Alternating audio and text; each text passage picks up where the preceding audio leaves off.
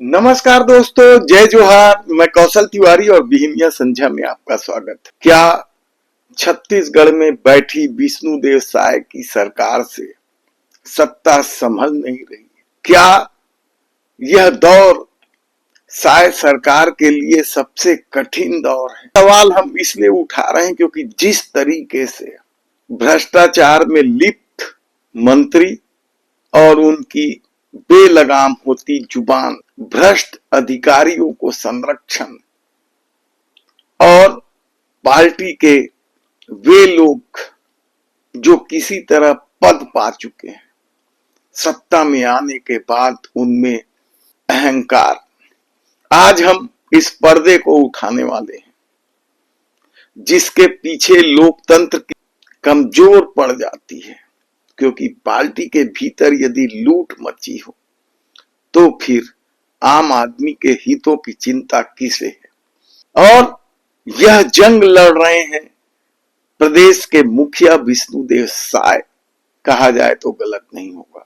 यह जंग विपक्ष से नहीं बल्कि घर के भीतर ही चल रही है। क्या अधिकारी बेखौफ हो चुके हैं?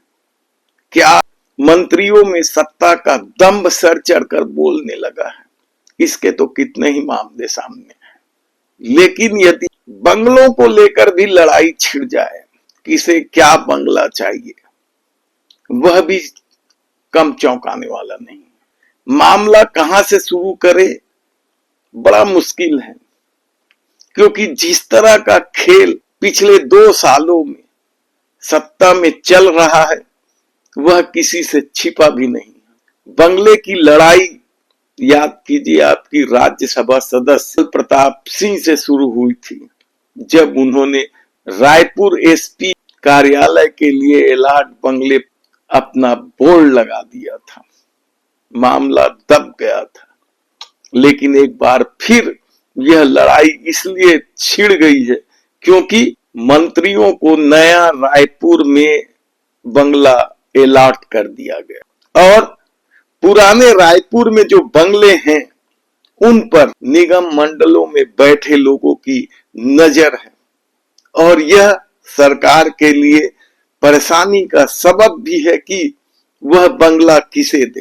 खासकर वे लोग जो राजधानी के बाहर से हैं या रायपुर लोकसभा क्षेत्र के बाहर से हैं, उन्हें हर हाल में राजधानी में बंगला चाहिए और वो इसके लिए दबाव बना रहे और इस तरह के दबाव के लिए केंद्रीय नेतृत्व का भी सहारा लिया जा रहा है, कहा जाए तो गलत नहीं होगा।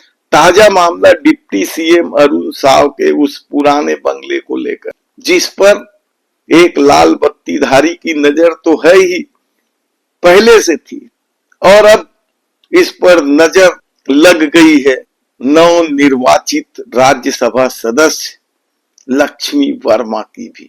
लक्ष्मी वर्मा ने इस बंगले को मांग लिया है, आवेदन दे दिया है और ये सरकार के लिए या संपदा अधिकारी के लिए बड़ी मुसीबत है कि वह बंगला पुराने उस रसूखदार लाल बत्तीधारी को दें या फिर नव निर्वाचित राज्यसभा सदस्य लक्ष्मी वर्मा को दें। क्योंकि पहले ही बंगले को लेकर किस तरह से विवाद हुआ था यह किसी से छिपा नहीं है। तब यह मामला कहां जाएगा कहना बड़ा मुश्किल है क्योंकि दोनों ही दावेदार बेहद दमदार हैं। तब ऐसे में जो दूसरे बंगले खाली हुए हैं, एक डिप्टी सीएम के बंगले में तो कमिश्नरेट लगने लग गया है विजय शर्मा के बंगले में, लेकिन इसके अलावा भी और भी मंत्रियों के जो बंगले खाली हुए हैं उस पर 2-2, 4-4 दावेदार हैं। तब भीतर खाने में यह लड़ाई कहां जाएगी कहना बड़ा मुश्किल है। लेकिन मंत्रियों के भ्रष्टाचार जिस तरीके से विधानसभा में खुलकर सामने आए, मंत्रियों का भ्रष्टाचारियों के संरक्षण का मामला भी जिस तरीके से विधानसभा में खुलकर आया, वह बेहद ही चौंकाने वाला है। लेकिन इससे भी बड़ी चौंकाने वाली बात तो यह है कि भ्रष्ट अफसरों को आखिर संरक्षण देने की मजबूरी क्या है, जबकि भ्रष्टाचारियों को उल्टा लटकाकर सीधा कर देने के दावे के साथ भारतीय जनता पार्टी सरकार में आई। ऐसे में जो बड़े आरोपी हैं, जिस पर विधानसभा चुनाव के पहले भारतीय जनता पार्टी लगातार प्रहार करते रही है, चाहे कोयला घोटाला हो, चाहे डीएमएफ फंड हो, चाहे पीएससी घोटाला हो, चाहे महादेव सट्टा ऐप हो, फेरिस्त चुनाव के समय भूपेश बघेल सरकार पर लगातार हमले हो रहे और इन हमलों को हवा दे रही थी ईडी और सीबीआई की टीम। नए नए तरह के खुलासे करके भूपेश बघेल को सत्ता से बाहर तो कर दिया गया, लेकिन अब उन अधिकारियों पर जब कार्रवाई की बारी आ रही है तो सत्ता के हाथ पांव फूट रहे हैं, या फिर पैसे का लालच, पैसे का मोह वे छोड़ नहीं पा रहे हैं। कहना बड़ा मुश्किल, क्योंकि कई अधिकारियों का तो संबंध आरएसएस से बेहद मधुर है। ऐसे में जो अब शिकायतें पहुंच रही है मुख्य सचिव के पास, वह भी कम चौंकाने वाला नहीं। अभी हाल में ही जब आईपीएस अधिकारियों ने अपनी संपत्ति की घोषणा की तो इसे लेकर एक शिकायत मुख्य सचिव तक पहुंच गई कि इस संपत्ति की घोषणा में छुपाया जा रहा है बहुत कुछ, और ये वो लोग छुपा रहे हैं जो महादेव सट्टा ऐप में संदिग्ध हैं। ये वो लोग इनके यहाँ सीबीआई ने छापे की कार्रवाई की और दावा किया कि ये अफसर 10-10, 20-20 लाख रुपए महीना लेते थे। याद कीजिए वो 5 अफसरों के नाम जिन पर सीबीआई ने छापेमारी की थी, उनमें अभिषेक पल्लव, आरिफ शेख, अभिषेक महेश्वरी, ध्रुव साहब, इस तरह के नाम थे। इसके अलावा ईडी ने जिन लोगों से पूछताछ की थी उसमें दीपांशु काबरा के भी नाम थे। और जिस तरीके से संपत्ति का ब्यौरा नहीं देने की न केवल शिकायत की गई बल्कि सबूत भी रखे गए हैं कि ये संपत्तियां छुपाई गई।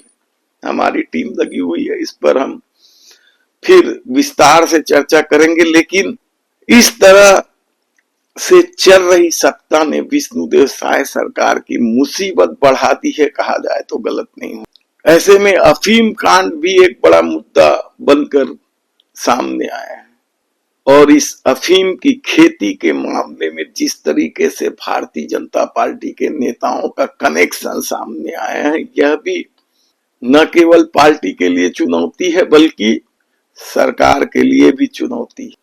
और कार्य समिति में जिस तरीके से कांग्रेसियों के चेहरे शामिल किए गए हैं, जिस तरीके से भ्रष्ट अधिकारियों को शामिल किया गया है, उसे लेकर भी पार्टी के भीतर एक नए तरह का विवाद खड़ा हो गया है। और ऐसे में जब कार्यकर्ता निराश और मायूस हैं, तब देखना होगा कि इस चुनौती से विष्णुदेव साय कैसे निपटेंगे। हालांकि उनके पास 2-2 अफसर हैं जिनकी धमक के आगे अच्छे अच्छे मंत्री बोल नहीं पाते हैं, राहुल भगत और सुबोध सिंह। सुबोध सिंह तो दिल्ली से पैराशूट से पहुंचे हैं। ऐसे में 2005 बैच के अधिकारियों की धमक भी कम नहीं है। तब देखना है कि इन तमाम मामलों से विष्णुदेव साय कैसे निपटते हैं। धन्यवाद।